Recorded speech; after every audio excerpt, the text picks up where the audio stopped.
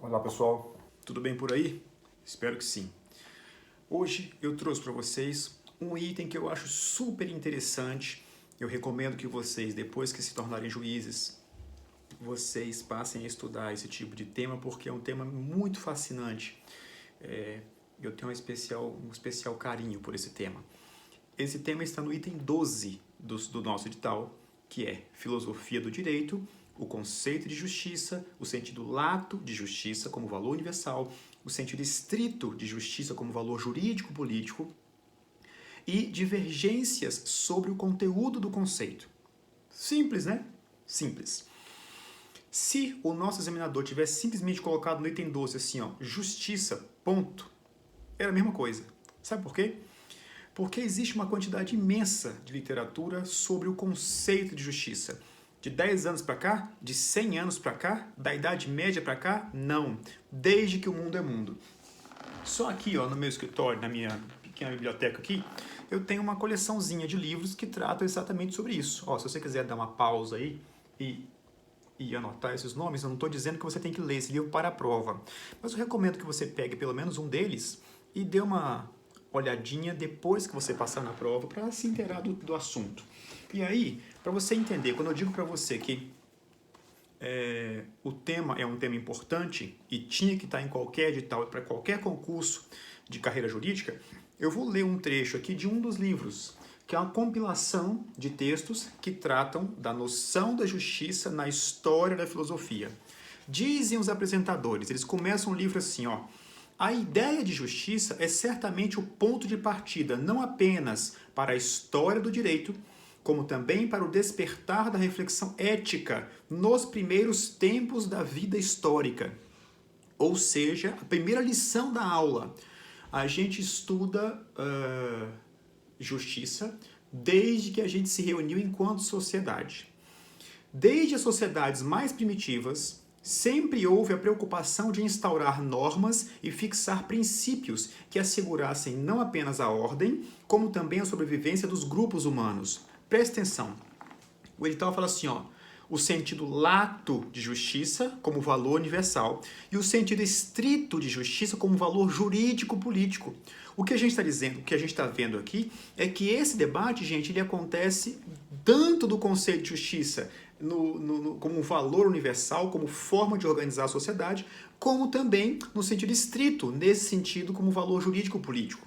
Dizem os apresentadores, também a filosofia tem sua origem na reflexão sobre a justiça. Atenção! Imagine que você dê a sorte de cair na sua prova a questão que trate disserte sobre justiça. Primeira coisa que você vai dizer é o quê? O conceito de justiça é um tema que a gente discute há 3.500 anos, pelo menos, certo? Há muitos anos a gente discute isso. Já chegamos no consenso? Não, não chegamos no consenso. Nós vamos falar sobre isso um pouco adiante. Outra coisa importante que você já tem que dizer no começo da resposta, da sua apresentação. A história da filosofia se confunde com a história da noção de justiça. Todos é uma forçação de barra, mas grande parte dos filósofos centrais que a gente estuda até hoje, Platão, Sócrates, Kant, São Tomás de Aquino, John Rawls, Habermas, todos eles tratavam, tangenciavam a noção de justiça, ok? Então, segunda informação importante que você tem que ter, a filosofia tem sua origem na reflexão sobre a justiça, tá? Só encerrando aqui a leitura, para vocês então entenderem a centralidade desse debate, desse conceito, não só nesse sentido estrito de justiça, como sentido lato. Dizem os apresentadores aqui, a apresentadora, Maria Constança Pérez Pissarra.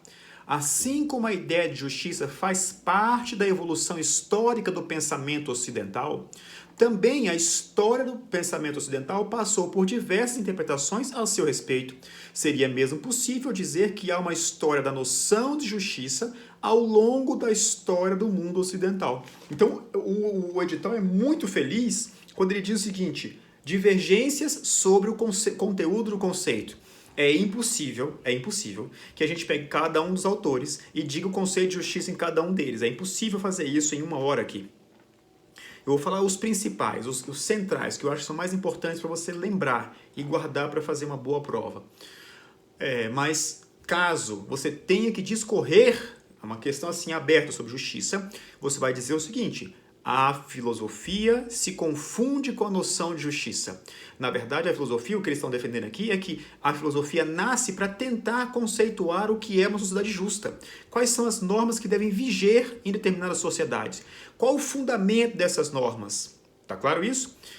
E a outra coisa há uma imensa divergência sobre o conceito de justiça.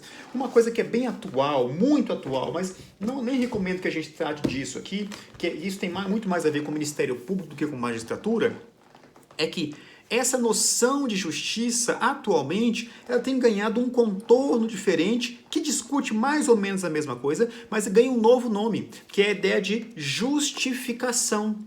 O que mantém as sociedades de pé? O que mantém o Estado funcionando adequadamente? Se não a noção de justiça. Tá bom? Então esse livro aqui é de um autor, de um alemão que percorreu o caminho de Habermas na Alemanha, que é um livro de 2011, salvo engano.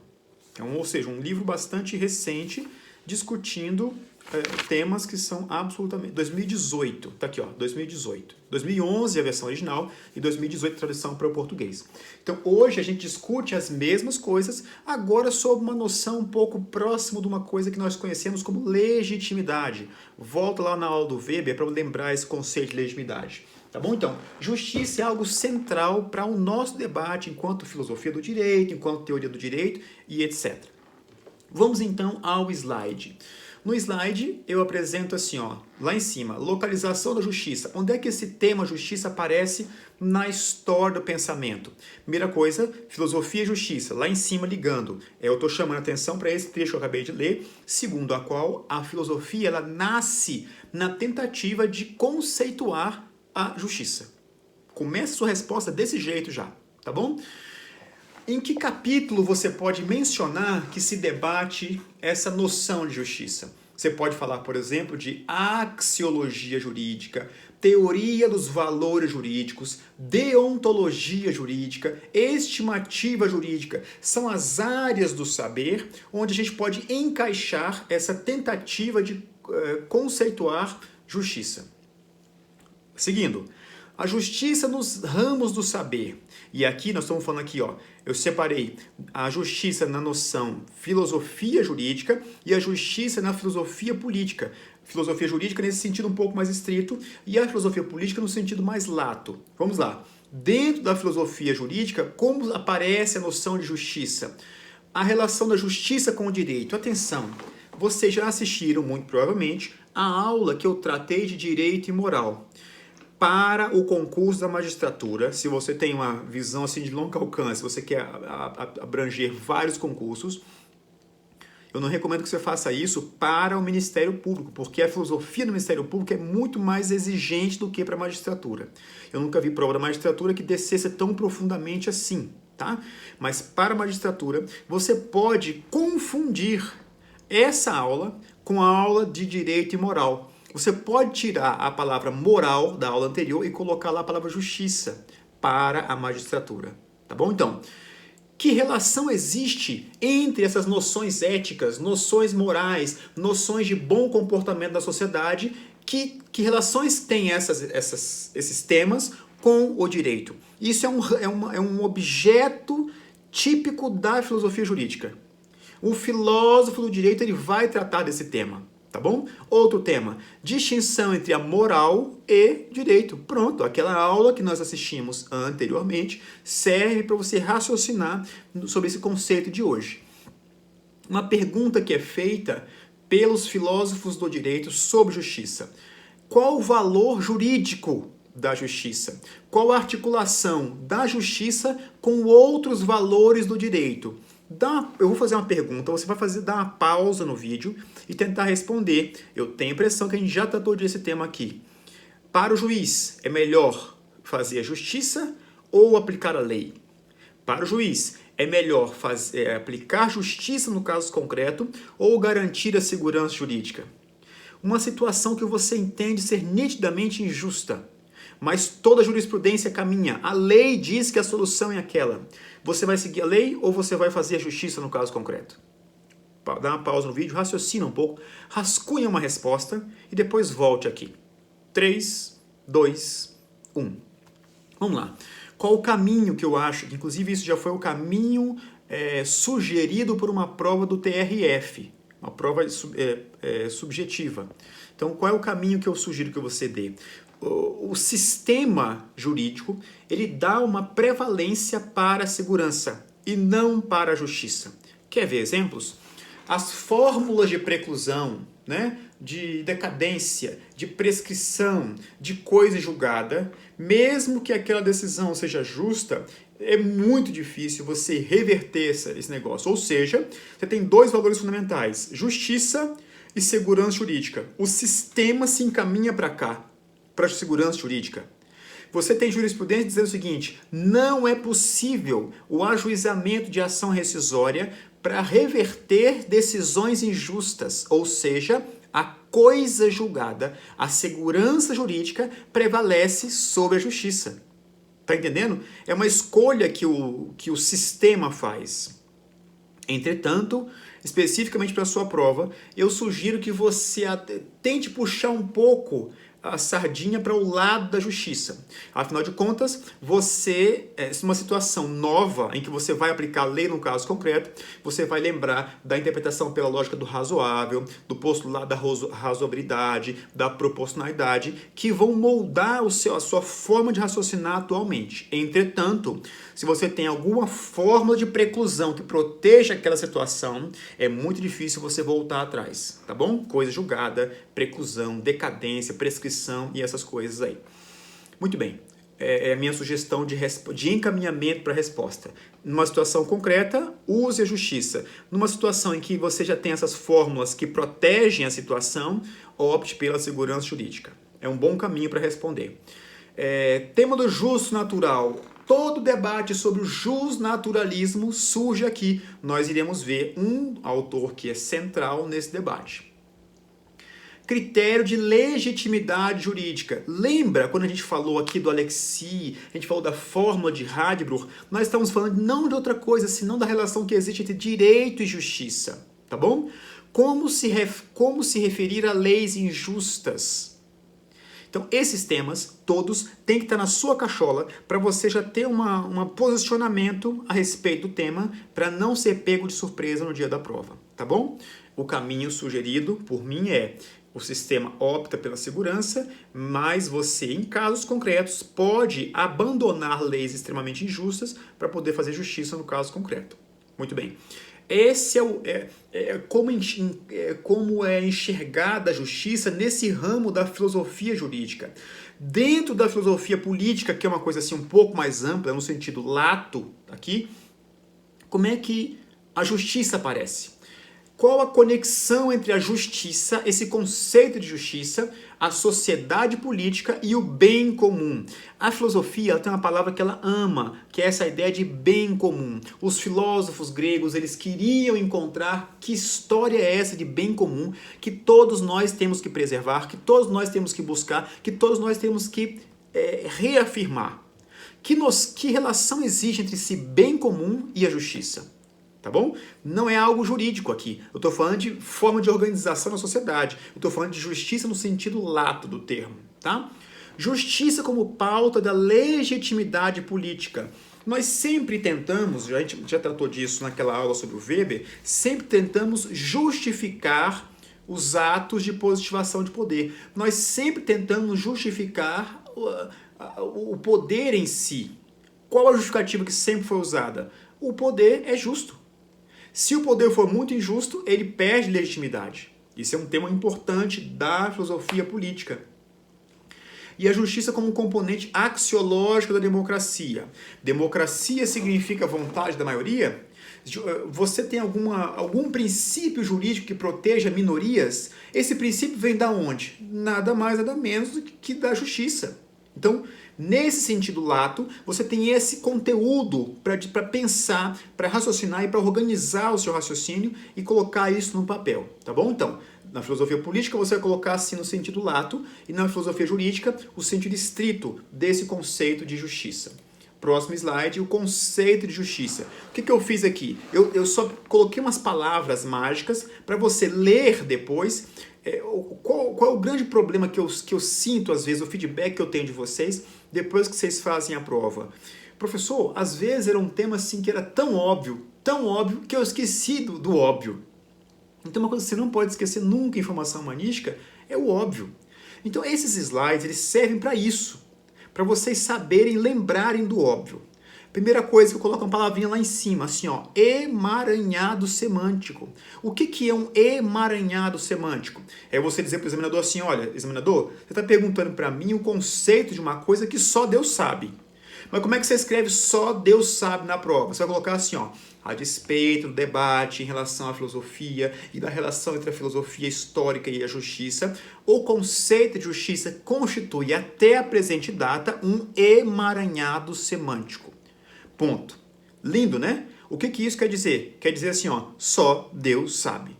É assim que faz. Tá errado? Não, porque é isso mesmo. O próprio edital já diz isso. Existe uma pluralidade de conceitos de justiça. E é assim que a gente vai apresentar o tema para o examinador. Então aqui, ó, no sentido lato, aí tem uma chavezinha, né? Você tem assim, ó, a justiça relacionada à convivência humana em relação à ordem universal, uma gramática profunda que serve de fundamento das ordens sociais, das ordens jurídicas, um conjunto de virtudes sociais que moldam o comportamento do indivíduo diante de outro indivíduo. E nesse sentido lato, nós temos uma ilusão segundo a qual a justiça supera todas as demais considerações normativas. A justiça estaria prevalecendo sobre segurança jurídica, prevalecendo sobre devido processo legal, prevalecendo sobre contraditório. É uma noção falsa. A gente não pode levar a justiça a esse patamar. A justiça, lembra da teoria tridimensional do Miguel Reale, tá bom? A justiça sem o direito fica uma mera quimera. É necessário um grau de concretude, um grau de segurança para poder juntar as duas coisas. Tá claro? Muito bem. Então, existe essa noção tradicional, né, mas que você vai quebrar, dizendo que a justiça seria um valor social prioritário em relação à igualdade, à liberdade, à democracia, e nós temos que alinhar essas noções todas no mesmo patamar. Pronto, sentido lato. Muita coisa você tem para escrever. A minha alegria é colocar em vocês a grande problemática. Qual é a problemática? Professor, eu tenho tanta coisa para escrever, eu tenho só que organizar. Pronto, esse é o melhor dos problemas que você tem. O pior dos problemas é se deparar com uma questão que você não tem conteúdo algum para poder tratar. Vamos lá. Nesses vários sentidos possíveis ainda, nesse chamado emaranhado semântico, eu coloquei várias possibilidades de você mencionar. Atenção, nós temos pouco espaço para muito conteúdo. Então o que você vai fazer? Você vai organizar, em 1 minuto, em 2 minutos, você organiza como vai estar a estrutura da sua resposta. Nessa organização, você pode até lembrar desse negócio aqui, ó, de justiça divina, justiça cósmica, justiça universal, mas você só vai colocar isso se couber, se for uma questão muito filosófica, o que eu não acredito que seja, mas se couber, aí sim você coloca isso aí, tá bom? E por fim, só para a gente encerrar esse emaranhado semântico, tem uma acepção objetiva de justiça e uma acepção subjetiva de justiça. Isso é uma coisa interessante. Isso tem uma densidade suficiente para vocês impressionar o examinador.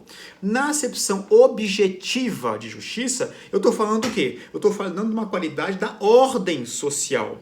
A sociedade é justa ou não? Aquela comunidade jurídica é justa ou não? Tudo tem que ser justo nessa acepção objetiva. A sentença, a lei, a obrigação, o salário, o preço, nessa acepção objetiva, onde nós estamos inseridos enquanto sociedade. De outro lado, nós temos uma acepção subjetiva de justiça. E aí, nessa acepção subjetiva, é uma qualidade individual, é uma virtude, melhor, qualidade não, fala virtude. Virtude é uma expressão que foi muito utilizada pelos filósofos clássicos. Ser virtuoso é você não deixar, diria Platão e o Sócrates, é você deixar com que a sua alma se submetesse às regras, não deixasse que a sua vontade individual prevalecesse sobre o coletivo. Isso é ser um homem virtuoso. Então, ser justo é ser virtuoso. Tá? Então, o senso de justiça, sim, para encerrar esse parágrafo, que vai ficar lindo, lindo, você vai dizer assim, existe uma acepção objetiva e uma acepção subjetiva, que diz respeito à virtude pessoal do ser humano enquanto membro da sociedade. E aí você vai encerrar o raciocínio dizendo o seguinte para o examinador: o senso de justiça é fundamental ao magistrado. Pronto, que coisa mais linda, né? Nós estamos falando ainda do conceito. Por quê? Porque o edital exigiu que você tivesse alguma coisa mais profunda para tratar desse conceito. Agora vamos falar de um conceito, de um aspecto um pouco mais pragmático e menos filosófico. Então o slide é assim: conceito de justiça. Aí tem sentido estrito. Ao redor dessa expressão sentido estrito, você tem várias ideias que você pode anotar no seu caderno e desenvolver o raciocínio. Eu sugiro, inclusive, que você faça o seguinte: pega esse item edital e faça várias perguntas para si mesmo e responda várias perguntas. Faça uma dissertação, faça 4 páginas. Depois você pega cada uma dessas páginas e organiza separado num aspecto, numa vertente dessa aula. E assim você vai treinar muito bem treinado e vai chegar na prova preparadíssimo para tratar de justiça, seja qual for a vertente que o examinador quiser tratar com você. Tá? Então, eu coloquei várias ideias. Então, categoria fundamental da filosofia jurídica, capítulo estruturante da ciência jurídica, ou seja, não estou falando mais da sociedade genérica, estou falando da justiça dentro do direito. Tá bom? Vamos lá. 3 coisas que você não pode esquecer nunca para tratar de 2 conceitos de justiça que são clássicos na filosofia, que são os conceitos de Aristóteles. Vamos lá. São Tomás de Aquino diz o seguinte: a essência da justiça consiste em dar a outrem o que lhe é devido segundo uma igualdade. Isso é clássico. O Aristóteles tinha falado isso. O Tomás de Aquino ele pega isso e dá uma ampliada nesse conceito. Mas o Aristóteles já tinha dito isso. A essência da justiça consiste em dar a outra pessoa o que lhe é devido segundo uma igualdade. Escreva essa frase no seu caderno, diga que ela é de São Tomás de Aquino, que sofistica o conceito de Aristóteles. O examinador vai ficar boquiaberto se você disser isso. Agora, vai ser um show se você pegar esse conceito, essa linha fina aí, e dividir essa linha em 3 coisas diferentes. Que tripé é esse? Primeira coisa, alteridade. Segunda coisa, exigibilidade. E a terceira coisa é igualdade. Vamos lá.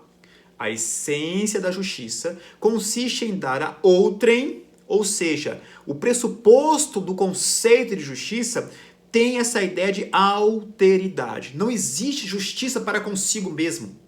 Só existe justiça se você está se comparando enquanto um ser social. Tá bom? Então, a alteridade, para tratar de justiça, exige-se uma pluralidade de pessoas. Exige uma referência a um laço que está sendo mantido ou que foi desfeito.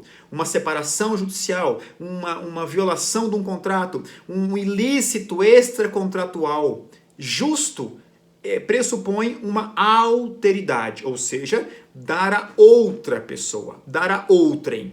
Segura essa informação. Segunda coisa importante do conceito de justiça: obrigação ou exigibilidade. E aqui eu fiz uma separação para a gente lembrar da aula de direito moral, porque nós temos deveres morais e deveres legais. O Miguel Reale, ele separa esses 2 deveres em 2 nomezinhos que são importantes para a gente guardar no coração. O dever moral, ele chama de norma de aperfeiçoamento. Não é obrigatório seguir, não é obrigatório ligar para a mãe no dia do aniversário. Ai de você se não fizer isso, mas não é obrigatório. Isso é um conjunto de normas que ele chama de norma de aperfeiçoamento, tá bom? Salvo engano, o Bob também usa essa vertente aí. Do outro lado, nós temos uma obrigação, ou um dever, que é um dever legal.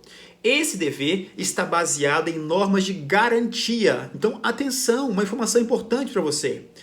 O dever moral Ele está baseado em normas de aperfeiçoamento. Serve para a gente ser um ser humano melhor em sociedade. Já os deveres legais, eles estão lastreados, eles estão fundados em normas de garantia. Tá bom? Normas de aperfeiçoamento não são essenciais à preservação da sociedade. Normas de garantia são importantíssimas para que a sociedade mantenha a segurança. Ok? Só essa separação para lembrar de direito e moral e etc. Agora vamos voltar para cima. Exigibilidade. A exigibilidade consiste no segundo elemento importante para entender um conceito clássico da filosofia que trata de justiça. A essência da justiça consiste em dar a outrem, a autoridade, o que lhe é devido. Dar a alguém é uma obrigação. Nós vamos ver que espécie de obrigação é essa logo a seguir, para falar do Aristóteles. E o terceiro elemento do conceito de justiça é o conceito de igualdade. Você acha que ser justo é ser igual? Você acha que ser justo eventualmente consiste em tratar as pessoas de forma desigual? Então, a igualdade é um critério importantíssimo para você saber conhecer o conceito de justiça. Então, você tem duas espécies de justiça e aqui é uma criação aristotélica, você não pode esquecer isso. Nós temos uma justiça simples, absoluta ou aritmética, que é uma mera equivalência. Tá bom? Então, se você causa um dano a outra pessoa, você fica obrigado a reparar esse dano. Quanto dano? Metade? 150%? Não. Exatamente a mesma quantidade de dano que você causou. Isso está na lei, isso é o Código Civil.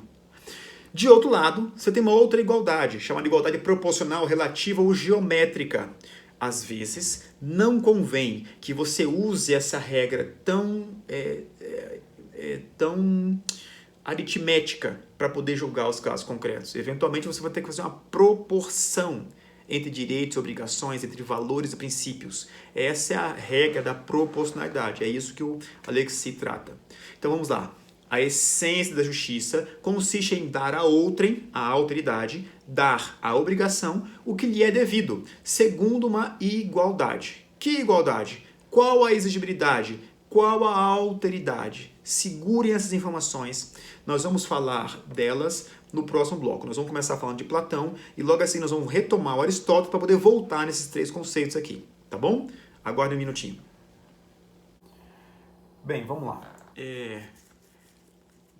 Tem vários autores que tratam desse conceito de justiça, como eu disse, né? Os clássicos, modernos, medievais, atuais, discutindo essa mesma questão de justiça. Tem autores que às vezes nem falam de justiça, mas tem algumas obras que tratam dele, por exemplo. Nesse livro aqui, ó, As Faces da Justiça, eu escrevi um artigo sobre o conceito de justiça em Habermas. O problema é que o Habermas não tem um conceito, assim, o livro Teoria da Justiça. Não, eu tive que ter um bocado de coisa de um autor super complexo para tentar extrair o que eu enxergava em Habermas sobre justiça, né? Então tem vários autores. Nós vamos ver aqui o que eu acho que são centrais. Na verdade são dois. Eu vou falar de três, mas são dois. Tá? Os dois são Aristóteles e John Rawls. Para falar do Aristóteles, eu vou só fazer uma comparação breve, sucinta, com o Platão, que é um autor que precedeu o Aristóteles. Vamos lá. Uma coisa que a gente tem que saber, caso imagine o drama da prova, se a prova for comparar o conceito de justiça em Platão e em Aristóteles. Não acho que...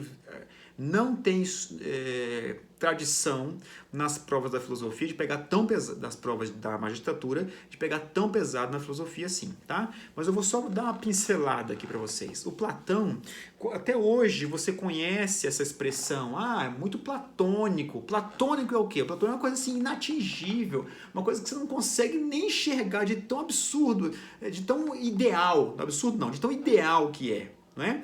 De onde é que vem essa ideia? Exatamente porque o pai o nome dessa ideia, que chama Platão, ele tem essa vertente idealista. Basicamente, gente, o Platão é o primeiro cara conhecido, né, que nós conhecemos hoje, primeiro cara que começa a tentar fundamentar o direito natural naquela ideia de uma virtude universal, né? E ele dizia o seguinte, toda virtude está contida na justiça. Então, se tiver que falar de Platão na prova, coloque a palavra virtude. Vamos lá. O Platão dizia que nós tínhamos 4 virtudes. Dependendo da sua tradução, é coragem ou fortaleza, sabedoria ou prudência, temperança e justiça. E ele dava prevalência, sem sombra de dúvida, ele dava prevalência a essa virtude que era a justiça. Tá? E aí o Platão tinha uma coisa que vocês talvez não saibam, mas ele dizia que era melhor ser governado por um sábio do que pelo direito ou do que por um político profissional. Ele dizia que o filósofo tinha acesso ao cosmos e é no cosmos que você tira uma realidade absolutamente equilibrada. E por isso que ele traz para a gente essa ideia de idealismo, de metafísica, algo que é ideal, que é inatingível, que a gente tenta alcançar. O direito natural, ele extrai a sua força legitimadora desse mundo ideal que só os filósofos, só os sábios tinham acesso, diria Platão. Tá? Então, basicamente, nesse quadro do lado aqui, ó, a justiça ela seria alcançada pelo uso da razão. Por isso, os filósofos eram melhores do que os políticos profissionais ou do que as demais pessoas. Tá? E aí o homem justo em Platão é uma pessoa que é autodisciplinada, que controla as paixões, as concupiscências pela razão. Isso é ser virtuoso, tá bom? Então esse é ser justo. Aí eu transcrevi um trecho da obra do Platão aqui para você saber essa ideia de idealismo platônico para tratar de justiça. Mas o autor que é mais importante que o Platão, inclusive, é um sujeito chamado Aristóteles, que escreveu um livro chamado Ética a Nicômaco. Esse livro aqui, ó. Nesse livro, um sujeito escreveu 300 anos antes de Cristo um artigo, um dos capítulos, que nós discutimos o que ele escreveu aqui até hoje. Então entenda que essa noção de justiça é uma noção fundamental. Quando a gente está falando de proporcionalidade, a gente está falando de justiça aristotélica. Eu vou tentar demonstrar para você. Vamos lá. A distinção entre o Aristóteles e o Platão é que o Platão ele está no mundo das ideias, ele é um idealista. Já o Aristóteles ele está no mundo do real, da concretude, do pragmatismo. É assim que você vai tratar o autor. Tá? A justiça em Aristóteles não é esse mundo ideal, platônico, onde nós vamos aurir os fundamentos das nossas instituições básicas da sociedade. Não. A justiça é um ethos, é uma ética, é um costume reto, é um hábito. Logo, se é um hábito, que também é uma virtude, ainda nós estamos falando aqui de virtude, a virtude ela é um saber prático em Aristóteles, ou seja, ele pode ser ensinado e aprendido. Então Aristóteles sai daquele idealismo platônico de que nós temos pessoas que são mais qualificadas para fazer justiça. Não. Se é um ethos, uma ética, a gente consegue copiar. Entenderam? Por isso que o Aristóteles está no mundo do real. Tá bom? Muito bem, descendo. Aqui é uma coisa que, porque não dá tempo da gente tratar com profundidade todos os temas, né? Um dia a gente marca um churrasco aqui em casa e a gente faz esse bate-papo. Mas enquanto nós chegamos lá, vamos para o que interessa aqui. O que interessa é o seguinte. O Aristóteles, ele diz que existem espécies de justiça. Ele dizia que existe o justo total, olha o slide aí, justo total. Os filósofos gregos, eles diziam que ser virtuoso, você ser livre, isso vai ser recuperado pelo Hegel lá na Idade Moderna. Mas você ser livre não é fazer o que você quiser. O homem, absolutamente, o homem livre é aquele que vive em sociedade. Porque viver em sociedade, lembre-se que o homem é um ser gregário em Aristóteles. Viver em sociedade é viver de uma forma que você consegue exaltar todas as suas potencialidades, coisa que você não consegue fazer no mundo sozinho, preso numa floresta qualquer. Então, justo total é quando a pessoa respeita as leis da cidade. O Aristóteles tem um primado do coletivo sobre o individual. Certo? Então, você respeitar as leis da cidade está ligado a essa ideia de justo total. Agora, o que é mais importante é que do outro lado tem em Aristóteles um justo particular, que é como a gente se relaciona entre nós mesmos. E o justo particular se divide em dois, e isso você nunca pode esquecer. Quais são essas duas espécies de justo particular? Uma que ele chama de justiça distributiva e tem outros nomes. Vamos deixar assim, por enquanto, justiça distributiva e, de outro lado, uma justiça corretiva. Assim, na justiça corretiva é que tem outros nomes, ó, diortótica, retificadora, comutativa ou retributiva. Convém que você decore esses outros nomes, porque esses outros nomes significam exatamente a mesma coisa. Depende da tradução, né? Da tradução da sua obra. Então, em que consiste a justiça diortótica, retificadora, comutativa, retributiva ou corretiva, que querem dizer a mesma coisa? Essa justiça, ela está baseada numa proporção aritmética, numa igualdade formal. Guardem isso. Já a justiça distributiva está baseada em outro tipo de igualdade, que é a igualdade, a proporção geométrica. Diz Aristóteles, se as pessoas não são iguais, não receberão coisas iguais. Basicamente, Aristóteles diz que justiça, estrito sensu, não é a justiça corretiva, não é o justo total, mas é a justiça distributiva. Guardem isso, tá bom? Então, a justiça distributiva é aquela, estou citando aqui, ó, aquela que se exterioriza na distribuição de honras, de bens materiais ou de qualquer outra coisa divisível entre os que participam do sistema político. Ora, se eu contribuo com a sociedade para produzir riqueza, eu tenho o direito de participar dos ônus, e não dos bônus, e não só dos ônus, certo? E qual o meu grau de participação nesses bônus? Bom, depende do mérito, depende da capacidade, depende da quantidade de estudo, depende de muita coisa. Logo, a justiça mais importante em Aristóteles é a chamada justiça distributiva. Tá claro isso, gente? Muito bem. Agora, o que nós vamos fazer? Nós vamos pegar esses dois tipos de justiça, incluir um terceiro tipo de justiça, e vamos lembrar daquele conceito de São Tomás de Aquino lá atrás, onde ele divide a justiça em um tripé. Em relação entre autoridade, entre exigibilidade ou obrigação e em igualdade, tá bom? Vira o slide aí. Justiça comutativa. Na justiça comutativa, nós temos uma relação entre dois particulares, tá bom? Que espécie de alteridade existe na justiça comutativa de Aristóteles? É uma relação entre dois particulares. Um particular deve para outro particular. Tá claro? Vamos lá. Que espécie de obrigação que existe, que vige na justiça comutativa? A obrigação é um direito que já era da pessoa. Professor, não estou entendendo nada. Que loucura essa história de filosofia. Filosofia não presta para nada. Presta. Olha só como é fascinante isso. Quando você causa um dano, quando alguém causa um dano para outra pessoa, em que consiste o dano nessa ideia de justiça aqui? Significa que você está tirando da pessoa coisa que já era dela. Então é justo que você seja condenado a ressarcir o dano, a indenizar, como se isso fosse possível, né? Indenizar, você tira o dano que você causou, ou seja, você dá para a pessoa que já era dela.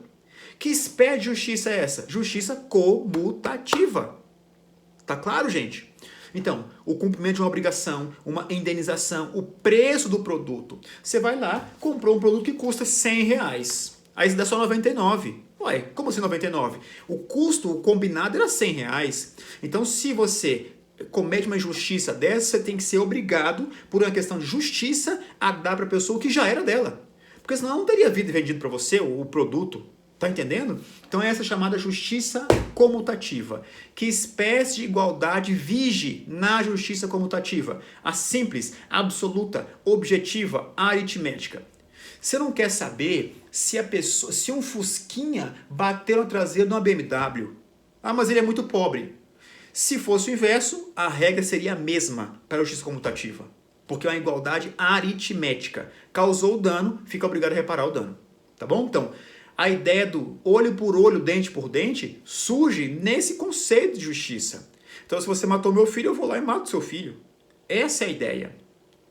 uma mera equivalência quantitativa. Não tem consideração em relação à condição da pessoa e etc. Então, o 944 do Código Civil está baseado nesse tipo de justiça comutativa. De novo, o meu grande prazer é fazer com que vocês façam paralelos entre coisas que vocês já sabem do direito e as coisas que vocês aprendem aqui na formação humanística. Então, se você pegar o 944, você vai enxergar no 944 do Código Civil a justiça comutativa. A indenização mede-se pela extensão do dano. Por que é tão difícil raciocinar no punitive damages? Porque o nosso raciocínio está preso a isso aqui. Então, como não ler Aristóteles, gente? A gente tem que ler Aristóteles, não tem saída. Porque esse cara ele simplesmente fundamenta a nossa forma de raciocinar, a nossa forma de nos pôr no mundo. Tá bom? Foi só uma pequena propaganda, eu vou baixar a bola aqui. Então, todos são iguais perante a lei, sem distinção de qualquer natureza. O caput do artigo 5º da Constituição Federal, então, está baseado nessa justiça chamada de comutativa. Tá claro?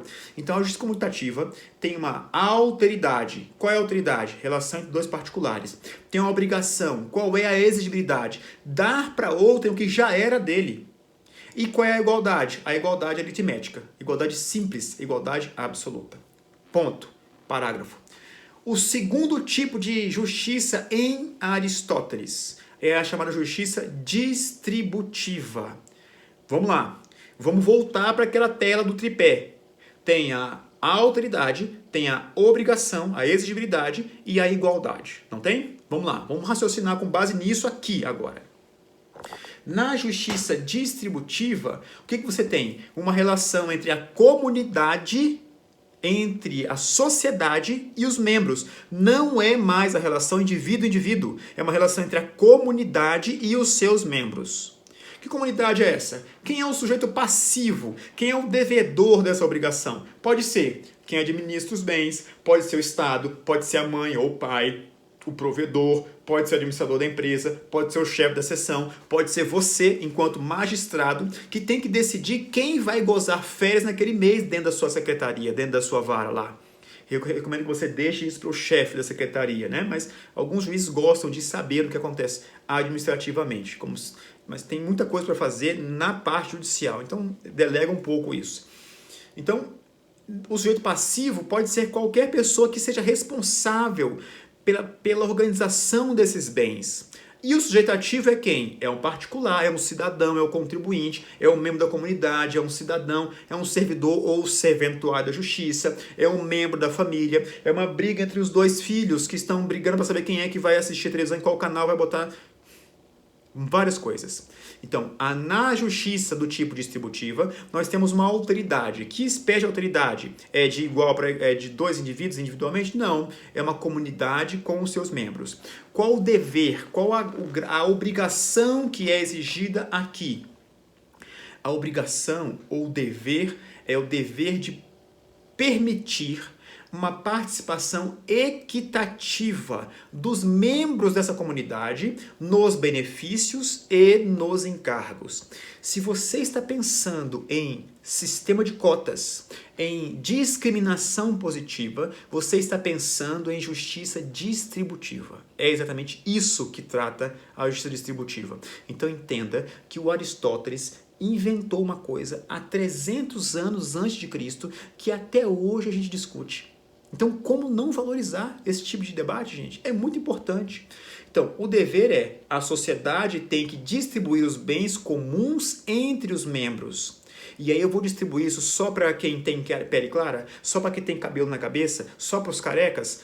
Se não, qual o critério que você vai usar para distribuir esses bens? Esse é o debate de justiça distributiva. Ok. Qual a espécie de igualdade que vige na justiça distributiva? Não é a igualdade aritmética, equivalência pura e completa. Não. É uma justiça, é uma igualdade proporcional, relativa, geométrica. Tá claro? Eu vou só mencionar aqui, eu vou pular bem rapidinho, mas eu vou mencionar aqui o Aristóteles. Ele cria uma régua que é muito interessante. Ele diz o seguinte, tem até uma régua aqui dos meninos que estavam tendo aula aqui. Uma régua Vamos fazer só uma pequena digressão aqui, rapidinho, parênteses, rapidinho. Régua, ela tem o mesmo padrão etimológico, mesma raiz etimológica da palavra regra. Régua, regra. Por quê? Porque aqui tem 22 centímetros, tá bom? Esse é o meu padrão. Eu quero saber se eu tenho direito a 22 centímetros de barbante. Então eu vou na loja, pego 22 centímetros de barbante. Se eu for em outra loja, eu pego esse mesmo padrão. Se eu for à China, eu pego esse mesmo padrão e vejo quando custa lá. Tá bom? Eventualmente, você não consegue medir uma superfície que não é absolutamente plana. Como é que você vai medir uma superfície que não é plana? Se você coloca essa régua aqui, ó, você não vai conseguir medir essa superfície. Então o que Aristóteles criou? Ele cria uma coisa chamada régua lésbica, ou régua de Lesbos. O que é a régua de Lesbos em Aristóteles? É uma régua que não é fixa. A régua ela vai se amoldar à superfície, para eu saber, de fato, qual é a medida certa no caso concreto. Logo, a régua de Lesbos, em Aristóteles, ou régua lésbica, dependendo da sua tradução, significa dizer que o padrão que você vai usar não é um padrão fixo, não é um padrão assim, ó, duro, é um padrão que se amolda à realidade. O Aristóteles não está falando de outra coisa senão da proporcionalidade. Ele está dizendo o seguinte, às vezes o padrão que você vai usar em determinado caso não pode ser um padrão duro, reto assim, não pode. Tem que ser um padrão que se amolde à superfície que você vai medir. Ok? Essa é a régua de Lesbos, ou régua lésbica, que é o padrão ou a regra que você vai usar para julgar aquele caso concreto. Não é uma igualdade aritmética. É uma igualdade que você vai levar em conta vários critérios. Que critérios são esses? Esse é o grande desafio da humanidade, saber que critérios você vai usar para decidir se alguém pode votar ou não. Você vai dizer que só as mulheres podem votar? Ou só os homens podem votar? A gente chega num ponto da história que a gente fala assim, não. A gente não pode excluir as mulheres dos votos. Não é que nós concedemos. Na verdade, foi uma luta delas. Tem vários filmes e livros que tratam disso. Recomendo que vocês procurem a história do sufrágio feminino. Tá? Mas votar é um direito que tem a ver com a nossa vida em sociedade. Então é justo que só os homens votem. A gente pensou isso anos e anos, até que a gente chegou à conclusão de que não estava certo esse tipo de coisa. Mas a gente pode reduzir isso para a idade? Nós temos esse padrão. Nós podemos punir as pessoas penalmente até a partir de que idade? Nós estamos discutindo isso até hoje. Então o grande segredo da humanidade, desde que o mundo é mundo, é descobrir qual é o padrão certo que vai servir de discrimining, que vai servir de discriminador para aplicar ou não a justiça. Tá bom? Essa é chamada justiça distributiva. Aí o Tomás de Aquino, tô lembrando dele aqui, ó, a igualdade é atribuir bens proporcionalmente à dignidade. Dignidade significa uma condição ou uma qualidade que torna a pessoa apta a receber alguma coisa. Vocês todos vocês é justo que vocês passem na prova. Por quê? Porque vocês estão assistindo uma aula de filosofia. Ora, quem merece um negócio desse? Então, se vocês estão se esforçando, vocês têm dignidade. Se têm dignidade, merecem gozar de alguns benefícios sociais. É assim que dizia o Aristóteles, que foi replicado pelo Tomás de Aquino. Tá bom? Então, você pode ser assim, ó, a prudência para o examinador, para o administrador, o conhecimento para o professor. Então, o professor vai ter o emprego se ele tiver conhecimento. A pessoa vai ser administradora se ela tiver prudência.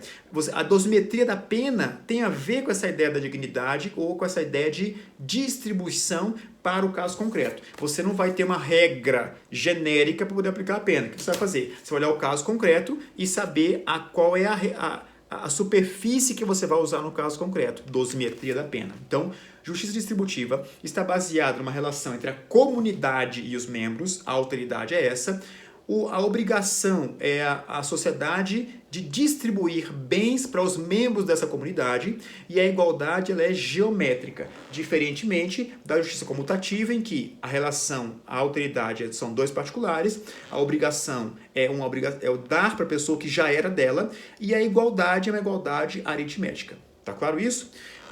Fecha o livro do Aristóteles. Está aqui o livro do Aristóteles, fechamos ele.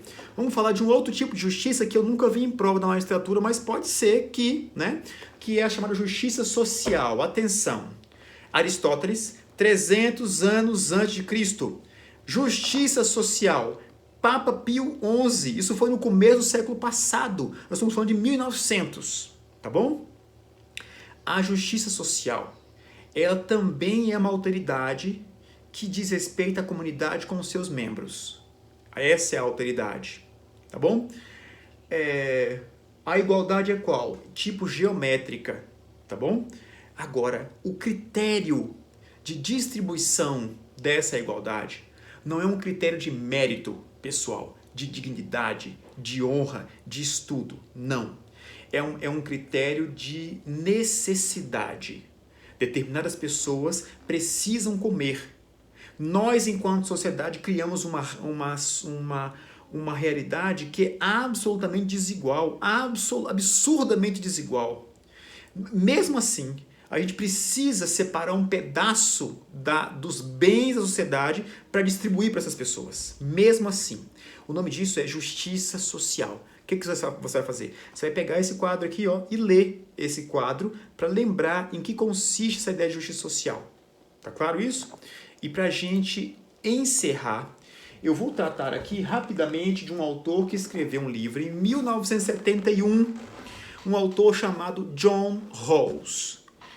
Você não pode ir para essa prova sem saber que existe um autor que, desde que escreveu esse livro, é central no debate sobre justiça. O Aristóteles foi central no debate sobre justiça quando escreveu, quando Tomás de Aquino recuperou ele na Idade Média, durante toda a Idade Média, Idade Moderna e depois, em 1971, esse sujeito aqui, chamado John Rawls, 71, ele escreveu esse livro, chamado Uma Teoria da Justiça. Vamos lá. Esse livro é um livro que separa a história da justiça em duas partes, antes de Rawls e depois de Rawls. E vamos lá, sucintamente, o que o Rawls defende? Ele diz o seguinte, olha, eu vou descrever como procedimentalmente a gente consegue estruturar uma sociedade bem organizada. Então, atenção. A primeira coisa que você vai falar na prova é a seguinte, Rawls cria um conceito procedimental de justiça. Ele vai dizer o seguinte, não me interessa a justiça platônica, o critério de distribuição. Eu quero saber como é que nós vamos construir uma sociedade justa. Essa é a pergunta que o Rawls se faz. Ele vai dizer o seguinte, olha, nós temos um sistema de pensamento e nós temos as instituições sociais. Assim como a verdade é fundamental para o sistema de pensamento, a justiça é fundamental para manter as instituições sociais. Então eu tenho que saber o que é isso. Aí vamos lá. Como se constrói uma sociedade justa? Então, duas palavrinhas, duas expressões mágicas que vocês não podem esquecer. Primeira é posição original. Segunda, véu da ignorância. Vamos lá. Vocês já estiveram numa sala de aula em que vocês tiveram que decidir a temperatura do ar-condicionado, numa sala de aula com numa repartição pública qualquer, no gabinete, numa vara, na secretaria da vara, onde você trabalha, com quatro pessoas, 2 homens e 2 mulheres. Vamos decidir a temperatura do ar-condicionado. É fácil? É fácil fazer? Não, não é fácil. Você imagina com 200 milhões de pessoas. Você imagina com 5 bilhões de pessoas. Qual o critério de justiça que vai prevalecer nesse tipo de sociedade? O Rawls dá a resposta. Ele diz o seguinte, para criar as instituições básicas da sociedade e para que eu possa qualificar essa sociedade como justa, eu tenho que fazer o seguinte, eu tenho que pegar as pessoas e colocar essas pessoas num que ele chama de posição original. Eu vou usar até o livro dele para vocês saberem aqui. Ó. Isso aqui é um platô. Eu vou colocar as pessoas que têm que decidir a temperatura do ar-condicionado em cima desse platô aqui, tá bom? Esse platô eu vou chamar de posição original. Isso existe, professor? Não. Isso é o que é chamado de ficção heurística. O que é uma ficção heurística? É um mecanismo teórico que serve para explicar uma determinado paradigma que não existe na prática. Então vamos lá. Posição original é um lugar que o Rawls cria, onde ele vai dizer o seguinte, as pessoas que estão aqui, nesse lugar, elas estão numa igualdade primordial. é o que ele diz, tá? Nesse lugar, as pessoas não conhecem as suas identidades, os seus interesses, tá bom? É uma ficção heurística, é um experimento mental. Aí ele vai dizer o seguinte: posição original é uma situação processualmente justa na qual as pessoas determinam as instituições básicas. Pronto. Então, quando eu for determinar a temperatura do ar-condicionado, eu não quero saber se eu sou homem, se eu sou mulher, se os meus hormônios estão em dia ou não, se eu estou de casaco ou não. Eu vou simplesmente abstrair de tudo e tentar chegar numa sugestão que é mais justa. E eu não vou olhar para a situação mais justa de acordo com a minha qualidade, com as minhas necessidades. Não. Eu vou abstrair as minhas necessidades nessa posição original. Professor, é impossível essa posição original. Sim, é impossível. E é por isso que o Rawls traz para a gente um segundo conceito, que é o chamado véu da ignorância.